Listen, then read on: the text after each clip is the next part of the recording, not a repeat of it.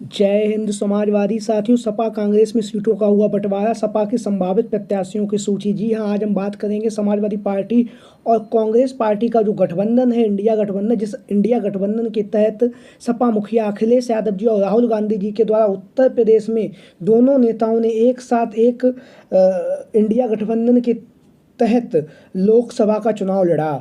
जहां पर लोकसभा के चुनाव में सपा मुखिया अखिलेश यादव जी ने एक तरफ भारतीय जनता पार्टी पर हमलावर बोला, वहीं पर दूसरी तरफ राहुल गांधी ने भी एक एक करके भारतीय जनता पार्टी पर हमलावर किए हैं। जिसके कारण जैसा कि आप लोगों को पता है, लोकसभा का जो चुनाव है वो संपन्न हो चुका है और लोकसभा के चुनाव में इंडिया गठबंधन ने 37 सीटों को में समाजवादी पार्टी और 6 सीटों पर कांग्रेस पार्टी, दोनों ही पार्टियों की अगर सीटें मिला दी जाए तो इंडिया गठबंधन ने 43 लोकसभा सीटें उत्तर प्रदेश में हासिल की हैं, जिसने कहीं ना कहीं उत्तर प्रदेश में भारतीय जनता पार्टी जो लगातार 80 में 80 सीटें जीतने का सपना देख रही थी, उसे महज 33 सीटों पर लाके खड़ा कर दिया है। अगर बात करेंगे भारतीय जनता पार्टी की, तो भारतीय जनता पार्टी अगर उत्तर प्रदेश में 60 से ऊपर भी सीटें जीत जाती तो आज देश में एनडीए कि गठबंधन की सरकार ना होकर भारतीय जनता पार्टी पूर्ण बहुमत से अपनी सरकार बनाने के योग्य हो जाती। लेकिन अखिलेश यादव और राहुल गांधी जी के कुशल नेतृत्व में जनता के बीच जाकर जिस तरह से अखिलेश यादव और राहुल गांधी ने नरेंद्र मोदी जी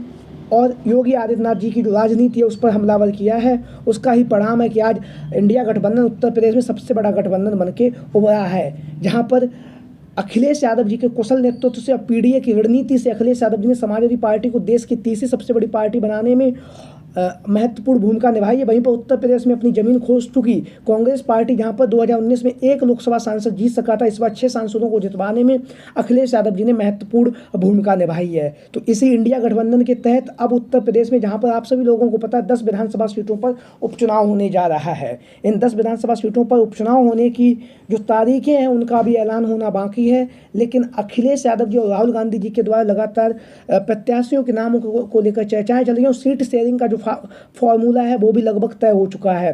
अगर हम मीडिया सूत्रों के हिसाब से माने तो उत्तर प्रदेश में 10 विधानसभा सीटों पर उपचुनाव है, जिसमें से 7 सीटों पर समाजवादी पार्टी चुनावी मैदान में उतरेगी। वहीं पर 2 से 3 विधानसभा सीटों पर कांग्रेस पार्टी को अपने प्रत्याशी इंडिया गठबंधन के तहत उतार सकते हैं, जिसमें से एक जो विधानसभा सीट है वो है गाजियाबाद की विधानसभा सीट। वहाँ से कांग्रेस पार्टी के खाते में यह सीट जाएगी, क्योंकि उसकी यहाँ से डॉली शर्मा ने लोकसभा के चुनाव में बेहतरीन प्रदर्शन किया था।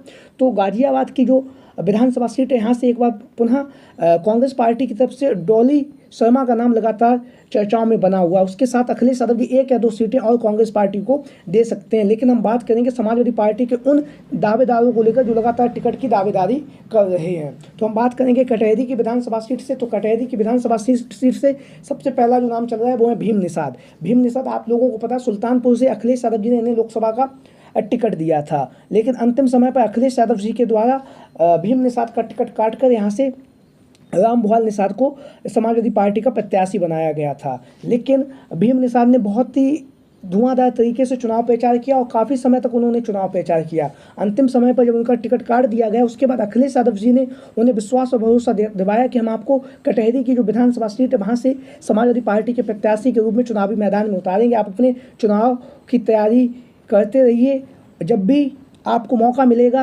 हम आपको सम्मान भी देंगे। तो भीम निषाद का जो नाम है वो लगभग कटहरी की विधानसभा सीट से लगभग तय माना जा रहा है। लगातार भीम निषाद जी वहाँ पर जनसंपर्क का कार्यक्रम कर रहे हैं, लगातार जनता के बीच में पहुँच रहे हैं। वहीं पर कटहरी की विधानसभा सीट से जो समाजवादी पार्टी के विधायक थे लालजी वर्मा जी, वो अपनी पुत्री छाया वर्मा जी के लिए यहाँ से टिकट की मांग कर रहे हैं। छाया वर्मा जो पूर्व में जलालपुर की जो विधानसभा सीट है वहाँ से बहुजन समाजवादी पार्टी की टिकट पर प्रत्याशी भी रह चुकी हैं, लेकिन लगातार लालजी वर्मा जी के द्वारा अपनी पुत्री डॉक्टर छाया वर्मा जी के लिए टिकट की भी मांग की जा रही है। अगर बात करेंगे तो यहाँ पर 99% चांस है कि भीम निषाद को अखिलेश यादव जी चुनावी मैदान में उतार सकते हैं, क्योंकि निषाद बाहुल ये सीट है। अन्यथा की स्थिति में 1 या 2% की स्थिति में यहाँ से डॉक्टर छाया वर्मा चुनावी मैदान में उतर सकती हैं। वहीं पर हम बात करेंगे मिर्जापुर की मंझवा की विधानसभा सीट। मिर्जापुर की मंझवा की विधानसभा सीट से समाजवादी पार्टी के जो लोकसभा प्रत्याशी रहे मिर्जापुर के रमेश चंद्र बिंद का नाम लगातार चर्चाओं में बना हुआ है। रमेश चंद्र बिंद ने जिस तरह से मिर्ज़ापुर की लोकसभा सीट पर चुनाव प्रचार किया है, जिससे कहीं ना कहीं जो अनुप्रिया पटेल जी हैं, जो मिर्ज़ापुर की सांसद हैं, वो जहाँ पर लाखों वोटों से जीतती थी, इस बार महज 30,000 वोटों से जीतकर सदन में पहुंची हैं। तो जहाँ पर मिर्ज़ापुर की जो विधानसभा सीट है, यहाँ पर मंझवा की जो विधानसभा सीट है, यहाँ से समाजवादी पार्टी के प्रत्याशी के तौर पर रमेश चंद्र बिंद का नाम लगातार चर्चाओं में बना हुआ है। रमेश चंद्र बिंद लगातार क्षेत्र भ्रमण कर रहे हैं, जनता के बीच में जा रहे हैं और जनता के बीच में पहुंचने के साथ ही साथ लगातार इनके जो टिकट की दावेदारी है वो भी लगभग तय मानी जा रही है, क्योंकि जो मिर्ज़ापुर की जो विधानसभा सीट है, मिर्ज़ापुर की जो लोकसभा सीट है और जो मिर्ज़ापुर की विधानसभा मंझवा की जो विधानसभा सीट है वो बिंद बाहुल सीट है। ऐसी स्थिति में अखिलेश यादव जी रमेश चंद्र बिंद को यहाँ से चुनावी मैदान में उतार सकते हैं। लगातार रमेश चंद्र बिंद मजबूती के साथ अपनी टिकट की दावेदारी भी कर रहे हैं। उसके साथ साथ लगातार बिंद बाहुल सीट होने के साथ ही साथ जाति समीकरण को साधने के लिए रमेश चंद्र बिंद की प्रबल दावेदारी यहां से बन रही है। वहीं पर हम बात करेंगे करहल की विधानसभा सीट से, तो करहल की विधानसभा सीट से समाजवादी पार्टी के कद्दावर नेता पूर्व में मैनपुरी के सांसद रह चुके हैं तेज प्रताप यादव। तेज प्रताप यादव का जो नाम है वो लगातार करहल की विधानसभा सीट से समाजवादी पार्टी के प्रत्याशी के रूप में चल रहा है और दावा ये भी किया जा रहा है कि करहल की विधानसभा सीट से अखिलेश यादव जी ने तेज प्रताप यादव को दिशा निर्देश दे दिए हैं कि आप करहल की विधानसभा सीट पर चुनाव प्रचार करिए, हम यहाँ से आपको चुनावी मैदान में उतारने वाले हैं। तो तेज प्रताप यादव का जो नाम है वो करहल की विधानसभा सीट से समाजवादी पार्टी के प्रत्याशी के रूप में लगभग तय माना जा रहा है। वहीं पर हम बात करेंगे अब सीसामऊ की विधानसभा सीट। सीसामऊ की विधानसभा सीट से समाजवादी पार्टी के जो विधायक थे इरफान सोलंकी जी, उन्हें को सजा होने के बाद उनकी जो विधायकी थी वो खत्म कर दी गई और विधायकी खत्म होने के साथ यहाँ से समाजवादी पार्टी के प्रत्याशी के तौर पर नसीम सोलंकी का जो टिकट है वो तय हो चुका है।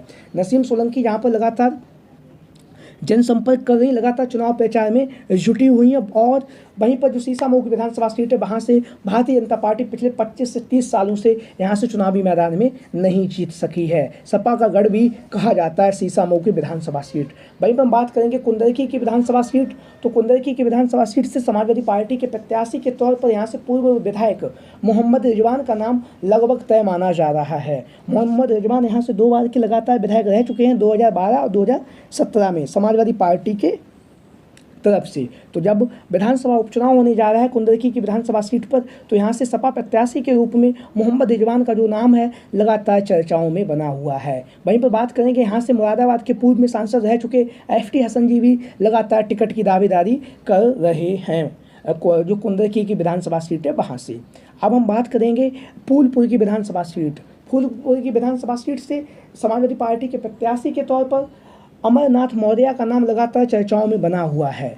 जिस तरह से अमरनाथ मौर्य ने भारतीय जनता पार्टी और इंडिया गठबंधन के प्रत्याशी को फूलपुर की लोकसभा सीट से जो कांटे की टक्कर दी है वो कहीं ना कहीं चर्चाओं में बनी हुई है। तो फूलपुर की लोकसभा सीट से जहां पर अखिलेश यादव जी ने अमरनाथ मौर्य को चुनावी मैदान में उतारा था, वहीं पर फूलपुर की विधानसभा सीट से एक बार पुनः अमरनाथ मौर्य को टिकट मिलने की जो चांस हैं वो लगभग बहुत ही ज़्यादा हैं। जाति समीकरण को साधने के लिए अखिलेश यादव जी यहाँ से अमरनाथ मौर्य को चुनावी मैदान में उतार सकते हैं। यहाँ से 2 अन्य नाम भी चर्चाओं में चल रहे हैं, मुस्तफ़ा सिद्दीकी जो पूर्व में चुनाव लड़ चुके हैं और वहीं पर दूधनाथ पटेल बाहुल सीट है। ऐसी स्थिति में यहाँ से पटेल समाज से दूधनाथ पटेल टिकट की दावेदारी कर रहे हैं। तो आप लोगों की क्या राय है इन संभावित दावेदारों को लेकर जो लगातार टिकट की दावेदारी कर रहे हैं? सभी साथी कमेंट बॉक्स के माध्यम से अपनी राय जरूर दें। इसके साथ ही साथ जो भी साथी चैनल पर पहली बार आए हैं वो चैनल को सब्सक्राइब करें, वीडियो को